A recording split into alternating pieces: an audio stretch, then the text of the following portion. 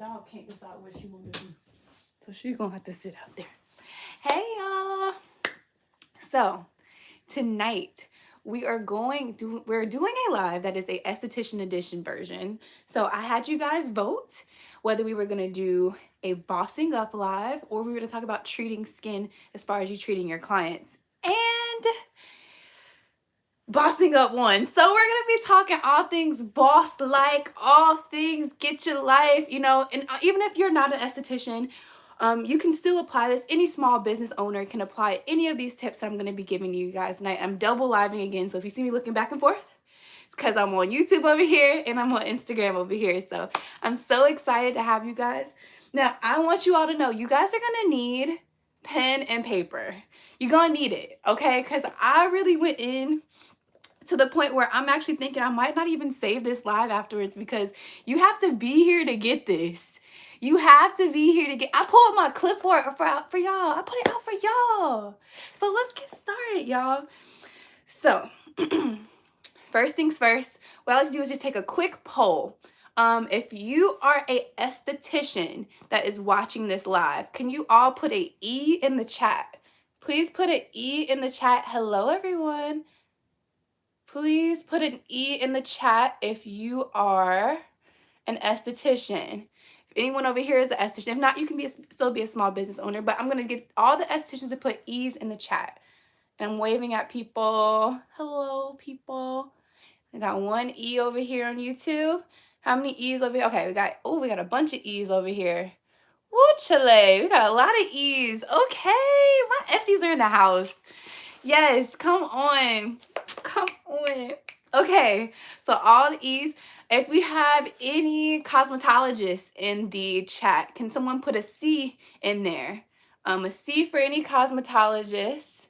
Even if you're a future esthetician or you're in school to be an esthetician, you can put an E. So E for esthetician, C's for cosmetologist, just so I can kind of know how to get my verbiage together when I'm talking to you guys tonight. Okay, I haven't seen many C's, no worries. And lastly, what I'm going to have you do is if you are a small business owner, put the letter S down there. Even if you're not an esthetician or a cosmetologist, put an S in the chat just so I can see whether or not I'm dealing with some business owners tonight. It's cosmetologist and esthetician, period. S. We got 2 E's over here. Cool. Cool. Another S. Another S. Cool. Cool. Perfect. Okay. So as you guys know, or if you don't know, I own a spa here in High Point, North Carolina, and I have learned a lot. My business has grown tremendously throughout the whole pandemic, and honestly, that's a blessing. A lot of people can't say that. A lot of people close down. So here are the things that I learned more specifically about running a business, good business practices, and essentially the overall arching of bossing up. If I could tell you the lessons I learned last year that you can take into this year, I think that would be great. For Miss Tyrese over here, Miss Tyrese, we are doing a bossing up live. So we're talking about all small business related things. And more so, I'm going to be talking about more beauty business related things as well in here. So everybody got their pen and paper? Because I'm about to start talking. Here we go. Alrighty, so my 3 tips that I have for you guys, we're going to start with the first one, and that is going to be speak to your audience. Now, what do I mean by that? I'm going to really dive deep into this, so get ready. You do not want to be an esthetician, a cosmetologist, a business owner who is talking to everyone. Everyone is not your client, and if you try to get everyone to be your client, unless you are like literally making pine saw, you're going to waste so much money. If there's anything I learned this year, talking to everybody, trying to get everybody to come in, men, women, whoever they may be, if they don't identify, kids, people with pets, moms, single women who, go out. Those are not all your clients, okay? I have a very specific, or I have about maybe 3 specific clients that are like, I'm like, okay, yeah, that's my girl. Yep, that's my girl. What's going to happen is you want to be so specific when you are looking for these people so that you can get your business in front of their eyes, so it doesn't take them long, or it doesn't take them a while to decide whether or not they want to patronize you. You want to make sure that the person that you know is looking for you is going to find you. So what I like to do as an exercise for most people when they're starting their business is you want to create an avatar, or two, or maybe even three. My business has 3 avatars. So basically that means that you want to be able to create a person who would be your ideal client, y'all. So when I'm talking about ideal client, I mean, like, you need to know this person. Like, you need to know what's in their search bar. Like, you need to know what they Google, whenever they're up late at night. You need to know what shows they watch. So questions that you want to ask yourself while you are creating this avatar of this person is you want to ask, I'm just going to say she for just the sake of, my client. Like, what does she buy? Where does she shop? Where does she grocery shop? Is your girl a Publix girl, or is she a Walmart girl? Is she a Target girl? Like, that's actually very important. Like, honestly, knowing where people, or knowing where your client is going to be shopping at for groceries, if you can niche down that much, that tells you a lot about your ideal client. The person who shops at Publix is not the same person who shops at Walmart. And that's okay, but you just need to know who it is. You want to also know what's her favorite scent, if they are wearing any scents. Does she wear a scent? Does she have kids? How do they spend their weekends? If you could write out day by day how they spend their Saturday and their Sunday, that's going to help you. You want to be able to embody this person so that whenever you are getting into your marketing, which is going to be my next point, getting into your marketing, you know exactly how to find these people. You can be boom right there. Like, hey, I'm a woman, I'm single, I have a dog, and I look, the farmer's dog knew it was me. A farmer's dog is a dog food company. I like bougie dog food from a dog, and now she has the farmer's dog because they knew I was their person. So you have to know, and there are resources for this. So people who, excuse me, people who are, if you're looking or you need to niche down to find it, first you can start off with a census so you can see where in your general area, if you are a local business, you can find these people, or how many of those people are there. Like, do you know if Black women, like, this is very large, if Black women are your target audience, do you know how many Black women are in the area that you're trying to target? Do you know how many Black women are in Greensboro, North Carolina? You can look it up. It's on the census. Everything is on Google. So that's something that you want to be able to know. That's something that's very important to know. And if you want to once you start to create those questions and asking all about, sorry, brain fart, all about your avatar, I'm going to give you guys a resource. Be ready. There's a website called SparkToro. It's SparkToro.com. And I'm going to actually show it to you guys on my computer. And on SparkToro, you can actually, it's a search engine that you can kind of look up even more in depth, like diving in like an onion to see what this person, if you know your audience, say you like Black women and they like to watch Insecure, you can literally go onto the website. I'm trying to show it on both screens. You can go into the website and then it says my audience frequently asks about or talks about, and you can put that right here in the search, and it'll give you even more things that are more, when people are searching for that, they can find that exactly. Or if that makes more sense. Like, for instance, if my clients constantly talks about Target, or asks about Target, they're going to also give you some other things that's related to those people in that demographic that it also asks and talks about Target. So this is an excellent resource. And just to quickly refresh the room, because I'm almost done with that point, we are talking about how to boss up and my top tips from last year that you can bring into the new year with your small business or your small beauty business, or whichever, if you can take these tips and run with it for as you want to. But those are my overall big themes about finding your client. When I tell you that this is going to save you so much money versus you kind of just, like throwing money at ads or throwing money at, for instance, like a billboard or whatever it may have you, or flyers, you need to know where to put those flyers. You need to know where to put that billboard. You also need to know where to put those ads. These are so important. Listen, y'all. I spent over $10,000 last year in ads. And I will tell you, being able or being someone who like spends way too much and then they don't work for how you need them to work, it's gonna be horrendous. You're gonna cry. I wanted to cry, but I learned, and now I'm telling you guys so you don't make the same mistakes. So that's number one. Speak to your audience. Hi. Speak to your audience, y'all. Please. Please. Okay. Number two, market your ass off. And I will tell you exactly what I mean by that. The reason I did these in order for a reason. So on average, it takes about 7 to 9 times for your consumer to see your marketing, your advertisement, your product before they commit to buying it. However, what I will say is I'm pretty sure that you could speed that timeline up if you know your audience. If you know that, hey, I want all the Black women in Dallas, that live in this area code to be my clients. I am going to target my ads to those clients. So my thing is, if you know that those are if you can just take an audit of who comes into your business now and kind of just see, like, track that data and see exactly where or who your target audience is, then you can just push more content in front of their face, not to be like, rude, but so they can see it, so that you spend less time putting that content in front of other people who don't want to see it. If it's a Caucasian man in Dallas does not need to see your ad if your Caucasian man is not your target audience. You get what I'm trying to say?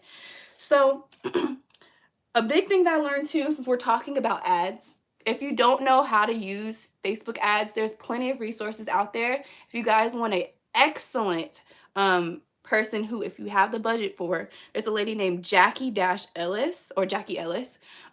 It's JACKIE ELLIS.com. She's a Facebook ad strategist. I have not personally worked with her yet, but I do know that she does an excellent job with turnover when it comes to getting the right ads in front of the right people and targeting them specifically. Like, once you guys master Facebook ads, you can literally put an ad on the corner. Let's say, for instance, that there is this real bougie ice cream shop, what's this one that's in Charlotte, in Uptown, there's a real bougie ice cream shop, there's a lot of, moms that go there and they typically have a lot of money to spend because an ice cream cone costs $13, right? And that those are your people. You want the woman who has children that buys $13 ice cream cones. You can literally you can target Facebook ads right to that one specific building so they can just push the ads out in front of them while they're waiting in line.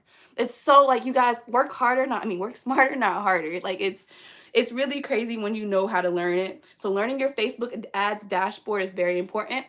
Do not boost your posts.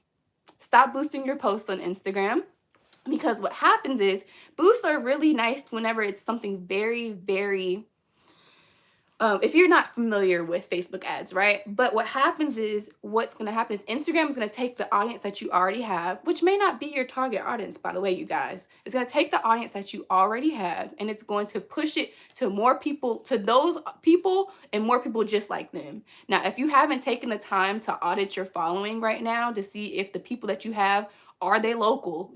Let's take, like, ego out of this. Like, forget the vanity numbers. Forget if you have 10,000 followers. Are your followers in your city where your business is? They need to be there. Otherwise, having Miss Mamas in San Diego isn't going to help you out. She can't, unless she's flying out monthly to come see you for your service.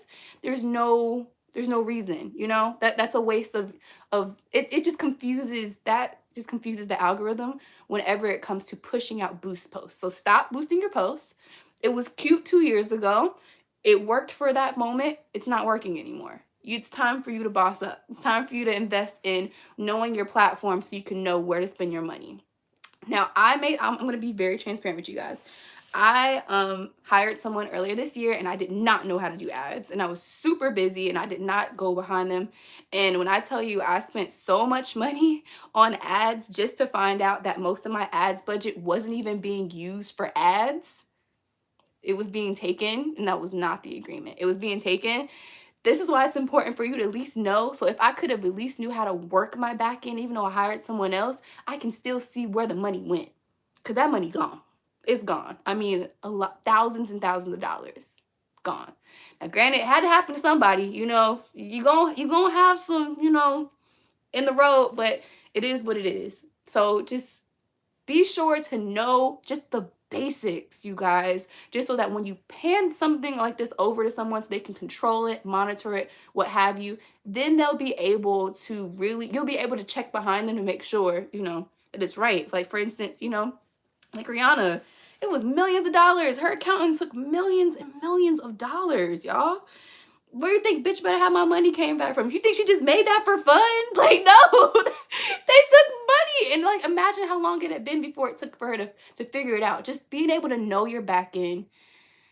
Not better than the person that, because you don't need to wear multiple hats and be like amazing at every single thing. Just know how to check behind your shit. Okay? So yes, look up jackie-ellis.com, you guys. If not, there are several different people, you know, if you just search through Instagram and just look for people who are reputable, it'll help you out tremendously, okay? So, number 3, prioritize automation in your business. Y'all, as a solopreneur, you are going to be worn out. Especially if you're an esthetician. You are the laundry lady, you are the cleaning crew, you are the esthetician, you are the front desk person, you are the office manager, you are everybody, okay? So one thing that you can do for yourself today is to start with automation or automized programs or CRM tools. Now, the most basic CRM tool that you can probably have right now is, if you guys, I swear you guys, I'm gonna take questions at the end, by the way. If you guys are currently not using a booking site and you are a booking-based, an appointment-based business, you are shooting yourself in the foot. Let me tell you what's gonna happen. Scenario, because this is what I used to do. I was like, $50 for acuity a month? I ain't paying that. Like, listen, what? I barely have $50 for, you know, whatever. That was me a couple years ago. I'm like, I'm not paying for that, you know?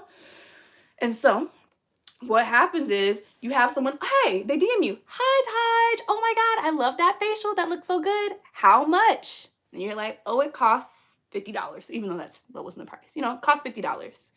But you don't see that till like an hour later, you know? And then they're like, and they send you something back like another hour later, like, oh, okay, how do I book? And then you gotta be like, oh, well, you gotta send me this on Cash App, and then I need this, and this, and then from there we can get started. They gone, they out of here, they left. Because anytime that you make it hard for people to book, anytime you make it hard for people to give you your money, they ain't gonna do it. They not. Think about it. Think about it. Like, y'all, even now on my story, I tell you guys to email for orders. I only do that because I'm not allowed to sell those products online due to the contract with those things. But do you not know how much money I miss out on when stuff like that happens? Like, you have to make it easy. Like, is Apple Pay integrated in there? You have to make this so easy, you guys. So that's your number one. That's just the basics, which I'm sure, I hope, you know, you have that. If not, other CRM tools are going to be, our automation tools are going to be things like Leadpages. So we talked about ads, right? So when you have your ads, what is the objective for the ad, right? You want the ad to be able, it's like a funnel. You want the ad to be the top of the funnel, right? Hey, this is the ad to get the Taj Mahal facial, Taj Mahal signature 60-minute facial. Cool. So that's what you want them to do. You want them to book, right? Cool. So you have to make sure that it's funneling them to wherever you need them to do. Landing pages for people who are not yet ready to book, so they can at least build that email list up. Y'all, email is not dead. Now, they may not respond to you, but it's not dead.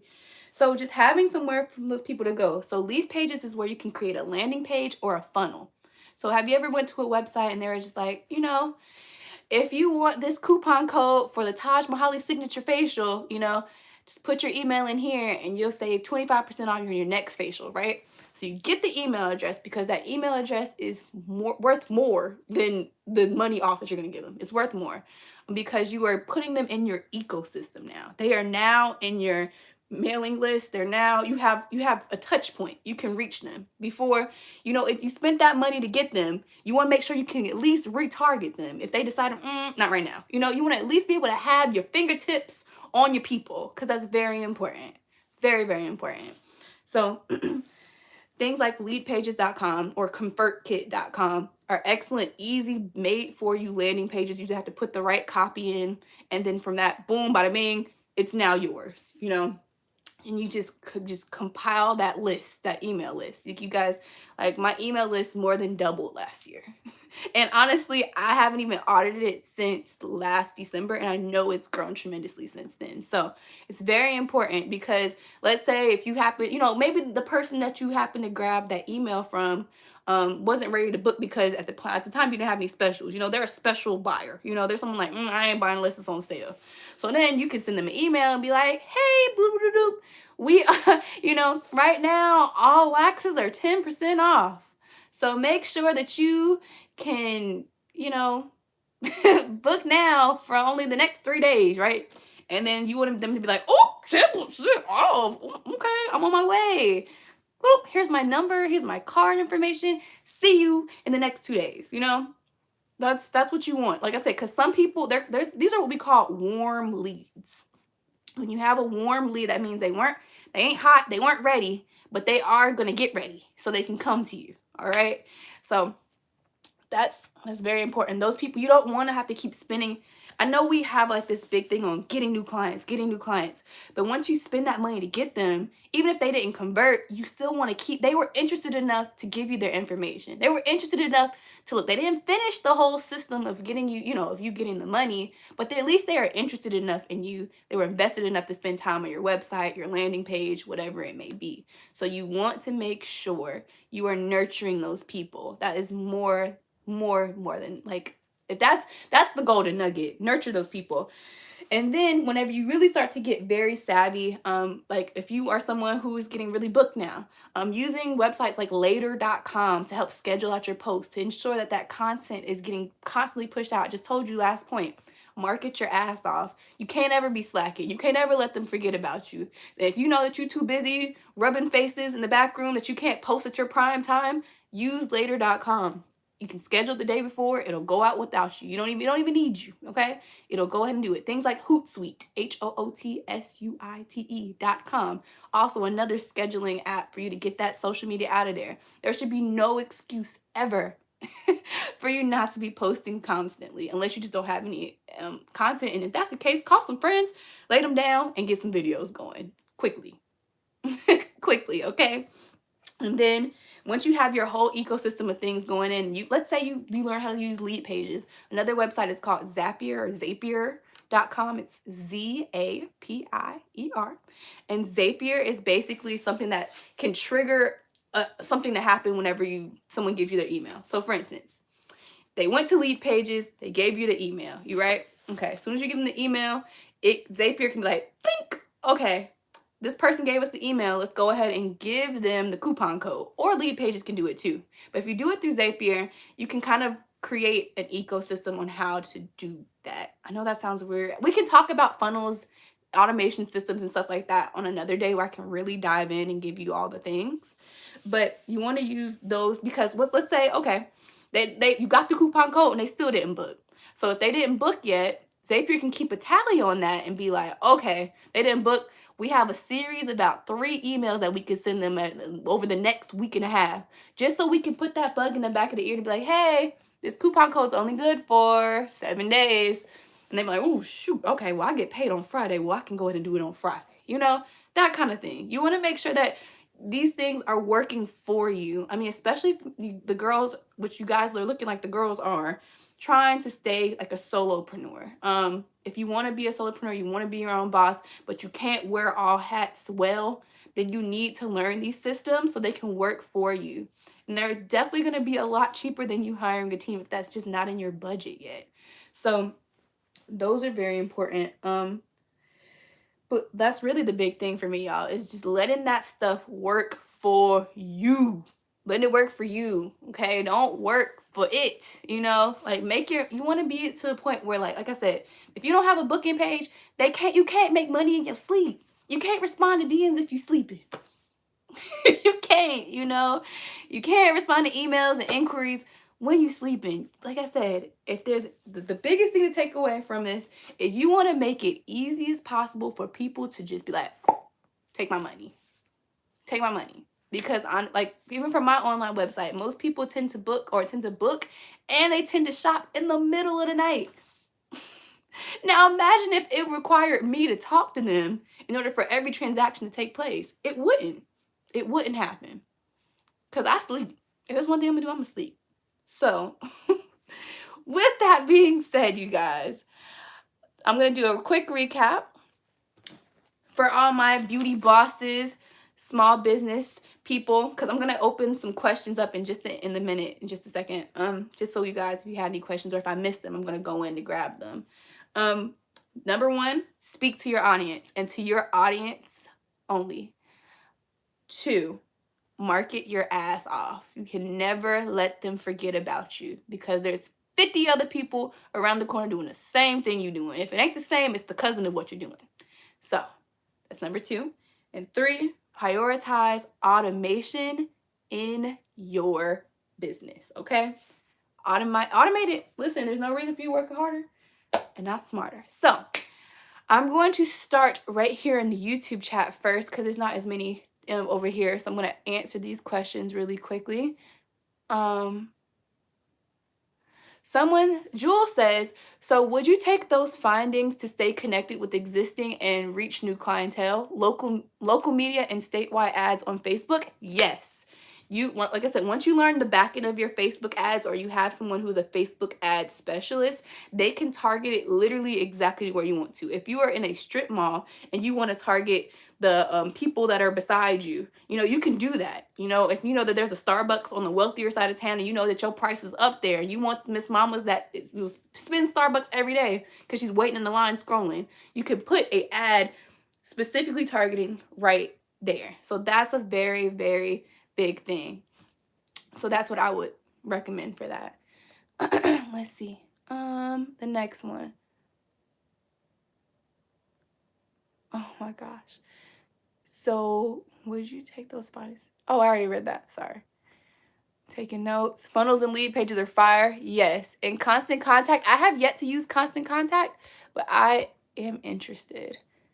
So, okay. I got those questions. If you guys have any more questions, just drop them in there for me. I'm going to go over here to Instagram to see if I missed any questions over here. Someone says, what if you aren't sure on the business name? I don't know what that means. Do you mean like you don't know what your business name wants to be yet? Because if that's the case, I can't tell you. Yeah, I don't know what to tell you about that. Oh, man. Hey, cuz. Let's see. Oh, y'all don't have no questions. Y'all just joining. It's the facts for me. So, oh, there's another one over here. Someone asked, what are the best booking sites? Okay. It depends on what your business is based off of. For instance, I've used Acuity for about 2 years now. I just recently switched over to Vagaro. Acuity is going to be a little bit more price friendly if you are a beginner. You could even do a lot of customizing and finagling and backhanded stuff in Acuity. Like honestly, you really, really can. But I decided to switch over to Vagaro because Vagaro, it allows me to do a lot more stuff than I used to. Also, I can take my point of sale, so how I collect my cash can go through Vagaro. There is a plugin for you to put for Square and Acuity, and that's what I was using for years. And I almost hate walking away from Square because I do really like Square as a cash collecting situation. And they give excellent loans to people who are they're starting their business out. You have to get some money in there first. They got to see that you regularly popping before they give you some money. But when they do, they will give it to you. And how you pay it back is instead of you paying them in a monthly situation, they take a small portion of your daily sales, and next you know, it'll be paid off before you know it. So that's why I really like Vagaro. You can do your text messaging marketing on there. You can do your email marketing on there. You can send confirmations, but like have a link, like a linkable confirmation. It's a lot more stuff I can do on there that I just couldn't do with Acuity. Calendly is really good. I've heard Calendly works as a much more user-friendly version of Acuity to people who are booking. So those are my guys that I enjoy a lot. They are very, very good. I think I have someone that wants to join.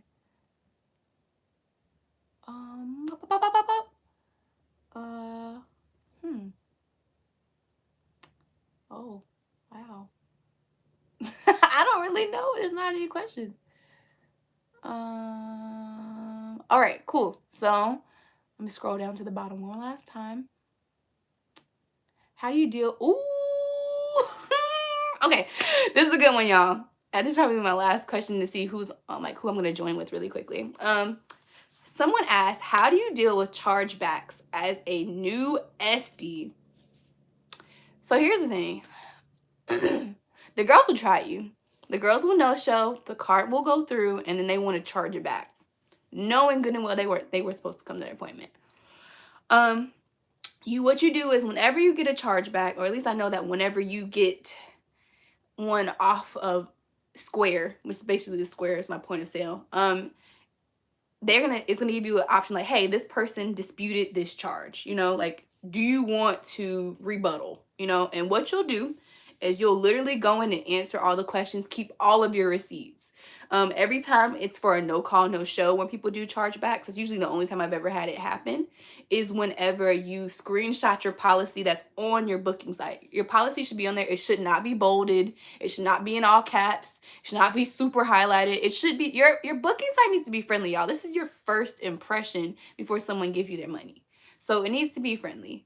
But yes, whenever you send that in, like, listen, it don't matter what they say. They can say goods not received. That's usually what they say, goods not received. You right, because you didn't come.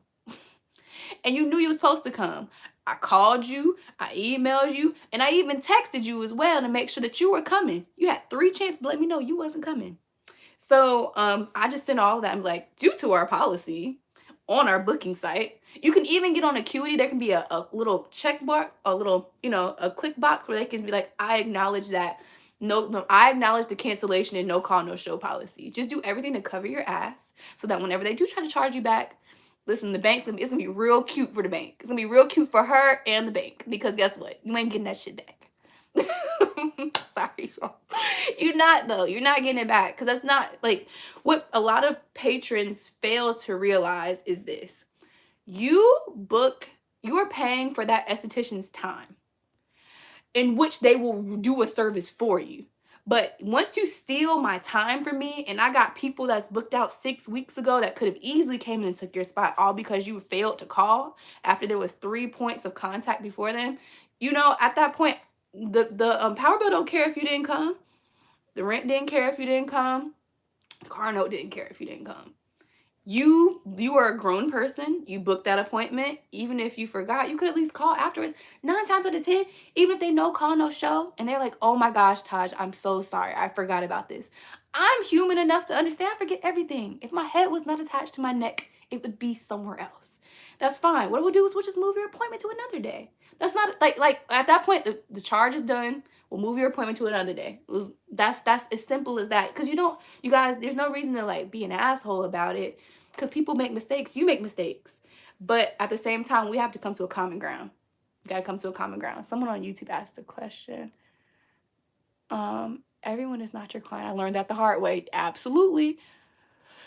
Someone asked, what are your thoughts on deposits needed for new clients or special services, especially for no-shows? You have to pay a deposit.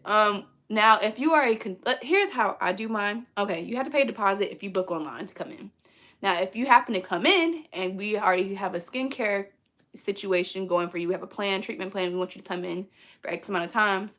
Well, one, I try to get everyone on a membership, because if you are seriously serious about your skincare, then you will do the membership because you intend on coming in. So I don't have to really worry about deposits.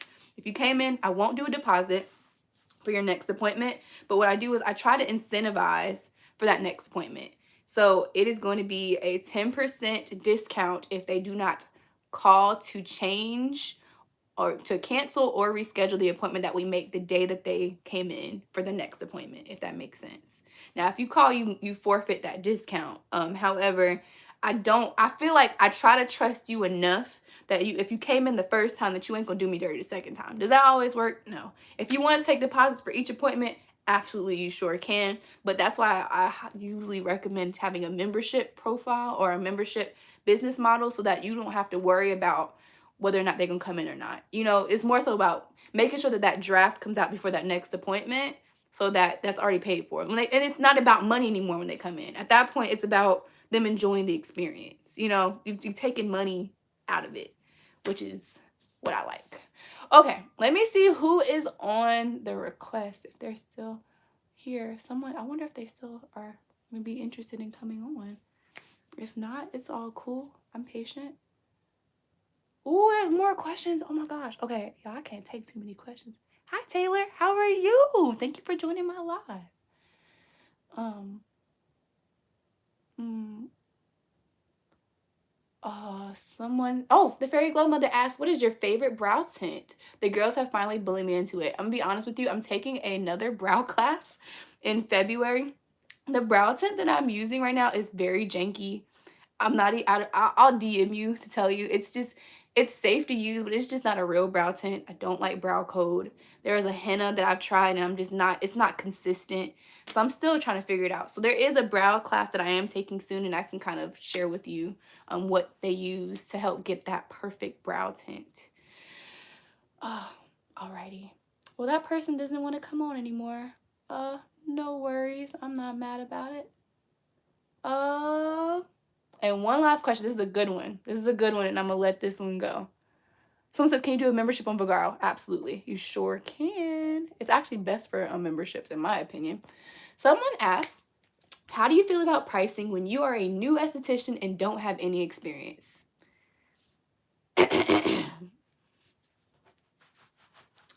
I think that you should go with the average in your area. That is you start with the average. You can go below average, but once again, your pricing leads back to the value that you create, number one, and two, who is your client? You know, if you were giving discount prices, are you targeting the discount client? And that's, I mean, my thing is just to save you time. Then, you know, if you know your client, like, if you know your client is not one to, she likes Cetaphil, she likes CeraVe, she likes Burst, she's not spending $20 for a cleanser. That's cool, but just know that when you're when you're setting your prices as well as other things. Now, if you're just, you know, trying to base it off of just because of the lack of experience, of course you want to still have people that you can, like your friends and family, to work on in the meantime, in between time, so that you can get more comfortable in your SD boots. But I mean, to be quite honest, it's not about like having a whole lot of clients. It's more so about, like, if you know you need help with a certain area, go find that help. Go find that class. Go shadow that SD. Go be with the person who is, you want them to be in your, you know, your boots, in their boots. You go find them so you can feel confident and solid enough to charge the price that's best for you. That's what I'll say. I mean, personally, I'm not arguing with a client about a $20 cleanser. Do you want it? Yes or no? If you don't, fine. But usually my client we're not doing that. That's just like, and that's because I know my client. So that's what we say. Start with number one. Speak to your audience. Know your audience. Market to your audience. And then make everything work for you. With that being said, you all have been amazing. Thank you so much for coming. Look, I'm sweating, y'all. I'm nervous. Okay. Thank y'all so much for coming. I will be back again. We're going to do this what's today? Tuesday? I think so. Is it Tuesday? We're going to do this every Tuesday. So we're going to go back and forth with either it's going to be a business-based live for estheticians and beauty professionals, or it's going to be a skincare / treatment-based situation for my girls and my gals. Thank you guys so much for coming. Like I said, I think I might save it for y'all, because honestly, you had to be here. You had to be here. Thank you guys so much. Enjoy the rest of your night. Goodbye. Oh, wait, I'm going to put this one over here.